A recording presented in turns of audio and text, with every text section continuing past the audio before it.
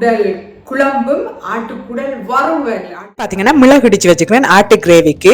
அதுக்கப்புறமா பிரியாணியில் அந்த அன்னாசியே அப்படியே அந்த தூளுக்குள்ளே போட்டு புரட்டி கொஞ்சம் நேரம் எடுத்தோம்னா அப்படி அந்த எண்ணெய் எல்லாம் வந்து ஒட்டி செமையாக வரும். அப்பா சொல்லுவார் என்னென்றால் அந்த சின்ன வெங்காயமும் அடுத்தது இப்படி மிளகாயம் போட்டுட்டு அப்படியே எடுத்து ஆட்டுக்குடல் ரெடி. அப்பா சாமி எனக்கு இந்த சாப்பாடு கொடுத்ததுக்கு நன்றி.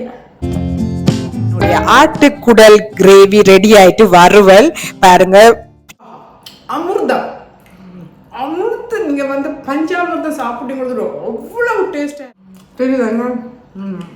கடவுள் என்னத்துக்கு எங்களை படைச்சார், இப்படி நல்லா டேஸ்டா சமைச்சு சாப்பிட்றது தானே படைச்சார். நல்லா இருக்கும். இந்த ஆவணம் என்னத்தை கண்டோம், முடிய கஷ்டப்பட்டு வேலைக்கு போய் உழைச்சி என்னத்தை கண்டோம்.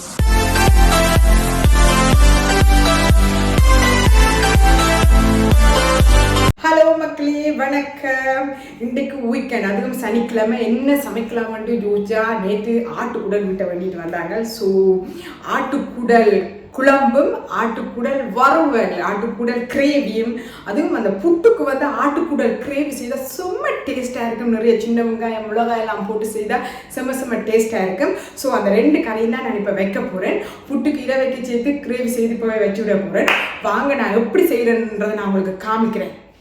ஆட்டுக்குடலை நல்லா சுத்தம் பண்ணி வினேகம் அடுத்தது மஞ்சத்தூளும் போட்டு நல்லா அவிய வைக்கணும், அப்பதான் அவியும். இதை பார்த்தீங்கன்னா மிளகு இடிச்சு வச்சுக்கிறேன் ஆட்டு கிரேவிக்கு. அதுக்கப்புறமா பிரியாணியில அந்த அன்னாசியில ஏலக்காய் பட்டை கராம்பு கருவேப்பிள்ளை எல்லாம் வச்சிருக்கிறேன். இது வந்து வெங்காயம் மிளகாயெல்லாம் கட் பண்ணி வச்சிருக்கிறேன். சின்ன வெங்காயம் கிரேவிக்கு இஞ்சி பூண்டு அடுத்தது தக்காளி கருவேப்பிள்ளை. இப்போ அடுப்பு காஞ்சிட்டு அதுக்குள்ள நான் வந்து கராம்பு ஏலக்காய் பிரியாணியில கருவேப்பிள்ளை அடுத்தது பெருஞ்சீரகம் கொஞ்சம் வெந்தயம் அடுத்தது கடுகெல்லாம் போட்டு நான் இப்போ வதக்கி வெங்காயம் நல்லா வதங்கி வரும் வரைக்கும் வதங்கி எடுக்க போறேன்.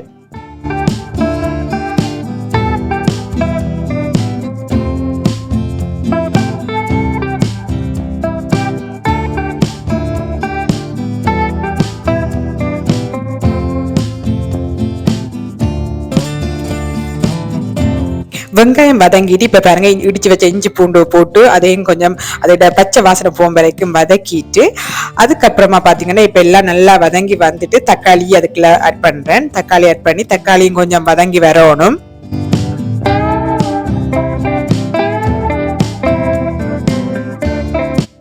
மஞ்சத்தூள் கொஞ்சம் மஞ்சத்தூள் என்ன ஏற்கனவே நான் ஆட்டுக்குடலுக்கு மஞ்சத்தூள் போட்டு அவிய வச்சபடியா கொஞ்சமா போட்டுட்டு அதுக்குள்ள தூளும் போட்டு அதுக்குள்ளேயே கொஞ்சம் அந்த பேஸ்டா செய்துட்டு இதுக்குள்ள நான் இப்ப வந்து என்ன செய்ய போறேன் என்றால் இந்த அவிச்சு வச்ச ஆட்டுக்குடல் அப்படியே எடுத்து உள்ளுக்குள்ள போட்டு நான் வந்து பிரட்டி எடுக்க போறேன். கூடுதலா பாருங்க அந்த எண்ணெய்க்குள்ளேயே அப்படியே அந்த தூளுக்குள்ள போட்டு பிரட்டி கொஞ்ச நேரம் எடுத்தோம்னா அப்படியே அந்த எண்ணெய் எல்லாம் வந்து ஒட்டி செமையா வரும். அப்புறம் பார்த்தீங்கன்னா உப்பும் போட்டுட்டு தண்ணியை ஊற்றி அப்படியே கொதிய வச்சு எடுக்க வேண்டியதான்.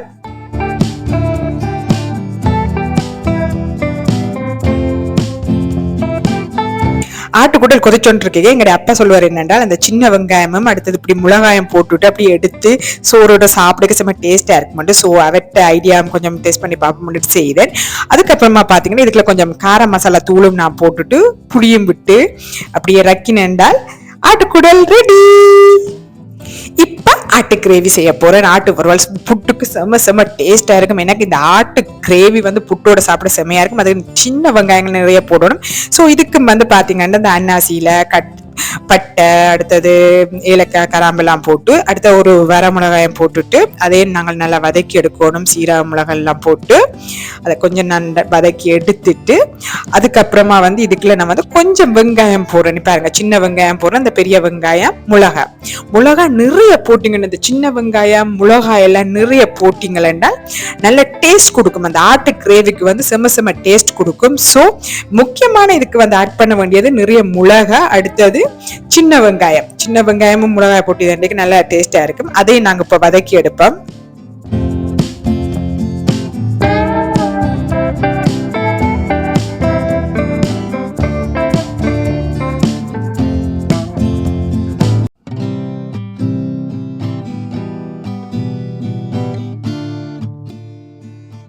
அதுக்குள்ள வந்து ஒரு சின்ன தக்காளியை வந்து ஆட் பண்றேன். தக்காளியும் கொஞ்சம் வதங்கி வந்தோடனே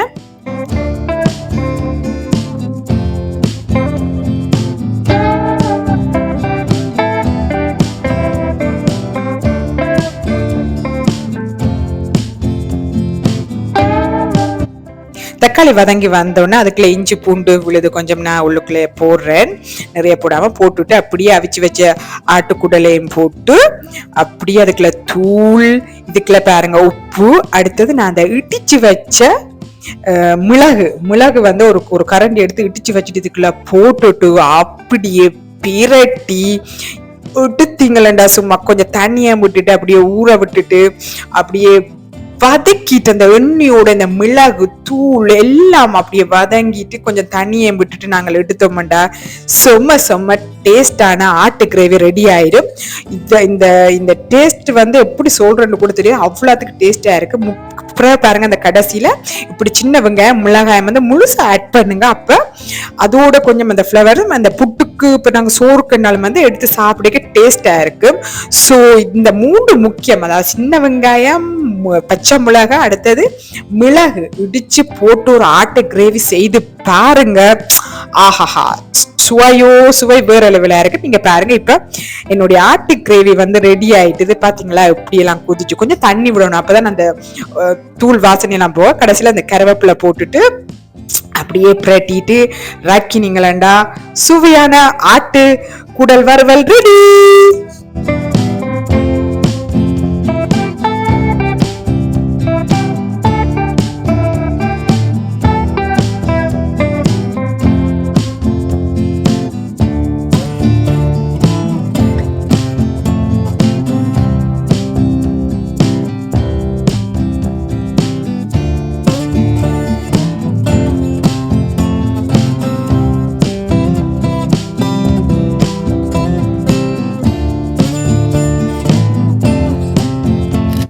பாருங்க, என்னுடைய ஆட்டுக்குடல் கிரேவி ரெடி ஆயிட்டு வறுவல் பாருங்க. சின்ன வெங்காயம், பச்சை மிளகாய் எல்லாம் போட்டு மிளகு தூள் எல்லாம் போட்டு செம்ம டேஸ்டா ரெடி ஆயிட்டுது. இது புட்டோட சாப்பிட செம்ம டேஸ்டா இருக்கும். இது ஆட்டுக்குழம்பு, ஆட்டுக்குடல் குழம்பு, சாரி, ரெண்டும் பாருங்க, ஆட்டுக்குடல் குழம்பும் அடுத்தது ஆட்டுக்குடல் வறுவல், கிரேவி, பொரியல், என்னென்னு வேணும்னாலும் சொல்லலாம். ரெண்டும் சேர்த்து இப்ப நான் வந்து சாப்பிட போறேன். வாங்க சாப்பிடுவோம்.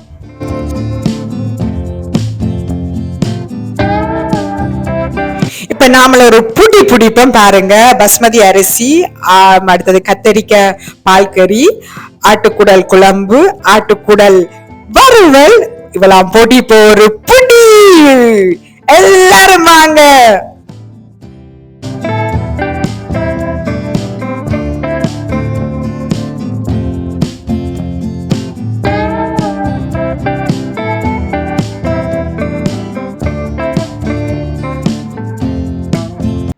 இப்போ நாம் சாப்பிட்டு டேஸ்ட் பண்ண பார்ப்போம். எனக்கு இந்த ஆட்டுக்குடலெல்லாம் ரொம்ப ரொம்ப ரொம்ப ரொம்ப விருப்பம். ஓகேவா? இப்போ வீட்டை சமைச்சு சாப்பிட்ற மாதிரி எப்பவும் வராது. அது இந்த ஆட்டுக்குடலை சமைச்சு சாப்பிட்றது வந்து வராது. கடவுளே, அப்பா சாமி, எனக்கு இந்த சாப்பாடு கொடுத்ததுக்கு நன்றி.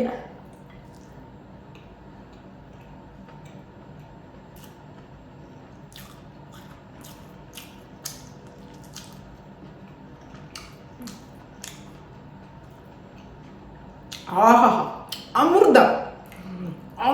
நீங்கள் வந்து பஞ்சாமிர்தம் சாப்பிட்டீங்கிறது அவ்வளவு டேஸ்டாக இருக்கும். அதை விட டேஸ்டாக இருக்கும். எனக்கே ஆச்சரியமாக இருக்குது, இந்த கைகளுக்கு இவ்வளோ டேஸ்டான ஒரு கையாண்டு அவ்வளோத்துக்கு சும்மா டேஸ்டாக இருக்கும். உண்மையா ஆட்டுக்குடல் அப்படி உரைப்ப, ஆஹா, சும்மா உரைப்புறக்குது. ஆனால் அப்படி உரைச்சா தான் நல்லா இருக்கும் சாப்பிட்றதுக்கு. உங்களுக்கு வேணுமா? என்னை பார்த்து உங்களுக்கு தராமல் பார்த்துட்டு சாப்பிட்டுன்றதுன்னா எனக்கு இப்போ இந்த வயிற்றுல ப்ராப்ளம் வந்துடும். ஆஹாஹா ஆஹா, கடவுளே, இப்படி ஒரு டேஸ்ட்டை சாப்பாடு கடவுள் எனக்கு கொடுத்ததுக்கு நான் நன்றி சொல்கிறேன். வீட்டை நீங்களும் இப்படி செய்து சாப்பிட பாருங்க. செம்ம டேஸ்டாக இருக்கும்.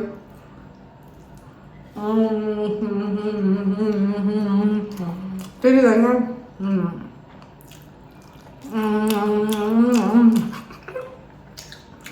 அப்படியே நல்ல டேஸ்டாக இருக்குமே. நான் பொய்க்கு சொல்லலை, எனக்கு இந்த ஆட்டுக்குள்ள செம்ம விருப்பம்.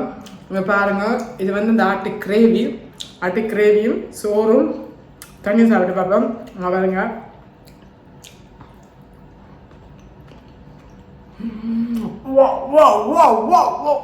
Oh my god,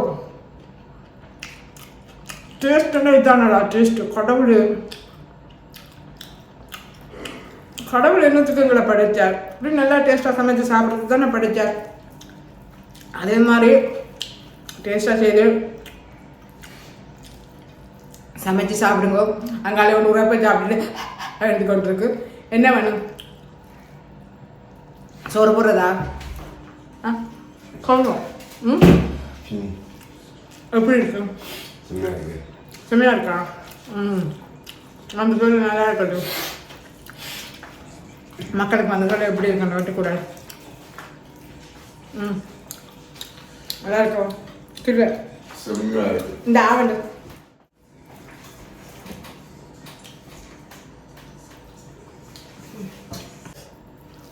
ஆஹா பிள்ளையாரப்பா. ஆஹா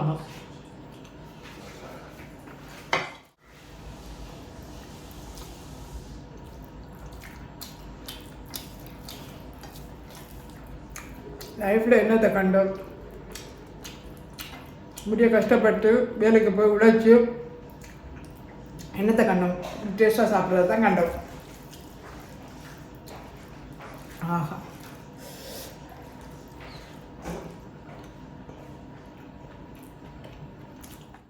மக்களே, நான் என்ன சொல்கிறேன்டா, வீட்டில் சமைச்சு சாப்பிடுங்க. இங்கே அந்த ரெஸ்டாரண்ட்டுக்கு, கிரேக்கு, மெக்டொனால்ட்ஸ்க்கெல்லாம் போய் நாங்கள் வீண் காசு கொடுத்தாலும், ரெஸ்டாரண்ட் சாப்பிட 500 ரூபா கொடுத்து சாப்பிட்டாலும் நம்மளே இந்த தூள் போட்டு உரைப்பு போட்டு சின்ன வெங்காயம் போட்டு சாப்பிட்ற மாதிரியே வராது. மசமாக உரைக்குது, ஆனால் நல்லா இருக்கும், வராது. ஸோ வீட்டை சமைச்சு சாப்பிடுங்க, ஹாப்பியாக இருங்க. ஓகே ஃப்ரெண்ட்ஸ், இந்த வீடியோ உங்களுக்கு பிடிச்சிருக்குமா? நம்புறேன். அடுத்த நல்ல ஒரு வீடியோவில் நான் உங்களை சந்திக்கிறேன். அது வரைக்கும் இன்னும் டாடா பாய்.